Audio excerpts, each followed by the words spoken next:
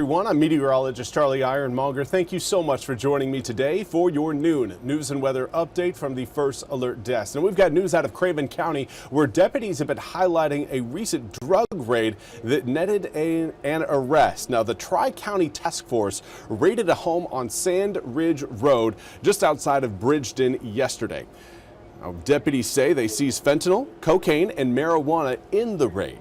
Jody Sinclair, who lived at the home, was charged with felony possession with intent to manufacture, sell, and deliver fentanyl, felony possession with intent to sell and deliver cocaine, felony possession with intent to sell and deliver marijuana, felony possession of fentanyl, felony possession of cocaine, and felony maintaining a dwelling for keeping and selling controlled substances. Now, the 42-year-old woman is being held without bond. The task force includes the Craven County Sheriff's Office, Carteret County Sheriff's Office, the Pamlico County Sheriff's Office, and the State Bureau of Investigation. Now, we also, of course, with the holiday season upon us, we need to talk a little bit more about travel, particularly with the real IDs, as TSA is now saying that they will start enforcing penalties on those who do not have those real IDs by, I believe the upcoming date is going to be in February. NBC's Tom Costello has more on the latest. All right. 20 years after Congress passed the Real ID law and 7 months after Real IDs were required at airports, the TSA says time is up. You're good to go. Starting on February 1st, if you don't have a Real ID, the TSA says a temporary pass at the airport will cost you $45 to fly domestically. That new non-refundable fee more than double the $18 payment the TSA recently announced, designed to cover additional technology and security costs. We want to make sure that we know who is traveling, and we are exercising all options to make sure that the system is safe. The TSA says the fee can be paid in advance, online, or in person at the airport, and will be valid for just 10 days if you're flying and don't have a real ID. After that, travelers will have to pay yet again. All of it leading to enhanced security screening and some delays. This process could take anywhere from 10 to 30 minutes. Congress first approved stricter standards for issuing IDs back in 2005, based on recommendations from the 9/11 Commission. But implementation of real IDs was delayed for years until last May. That golden star is key. Leading to a last-minute scramble, long lines, and scarce appointments at DMVs nationwide. Now the TSA says more than 94% of passengers are already using real IDs or other acceptable forms of ID, like a passport or military ID. If you don't have one now, you've got 2 months until the new fee takes effect.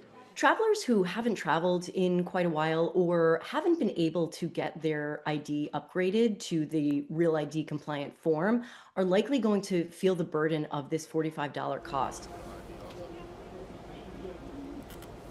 And again, that was Tom Costello reporting. We now want to turn to your weather forecast. It is a gray and dreary day here in eastern North Carolina. We've got another round of some heavier showers that are going to be pushing their way through eastern North Carolina over the next 3, possibly 4 hours. But after that, once we get to around 4 p.m., we'll really start to see a lot of these rain showers and kind of moderate to heavy downpours at times break apart and kind of just break down, really. We're going to be seeing a reduction in the amount of rain coming down later on this evening. Tomorrow is going to be a completely sunny and dry, well, not completely sunny.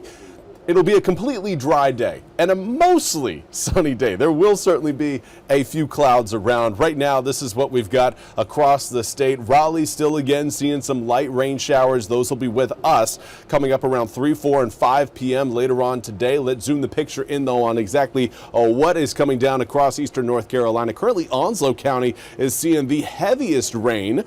And that's from Richlands all the way to the water.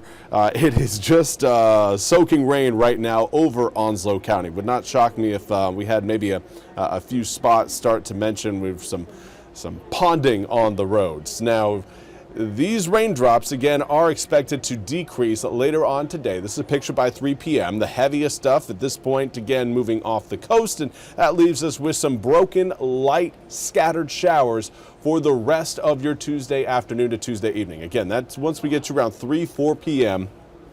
And then Wednesday, coastal cloud cover will be a possibility, but rain showers certainly not in the cards. It is going to be a sunny and dry day, but it will be a chilly, some may even want to call it a cold day.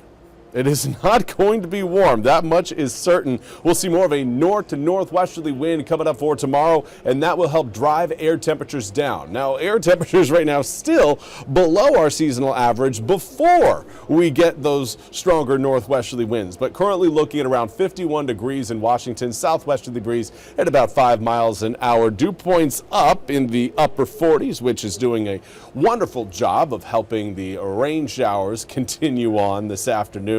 Right now feeling a bit of a wind chill, but not much. 48 degrees right now in Grifton, feels more like 46 degrees. Now air temperatures, this has been the problem.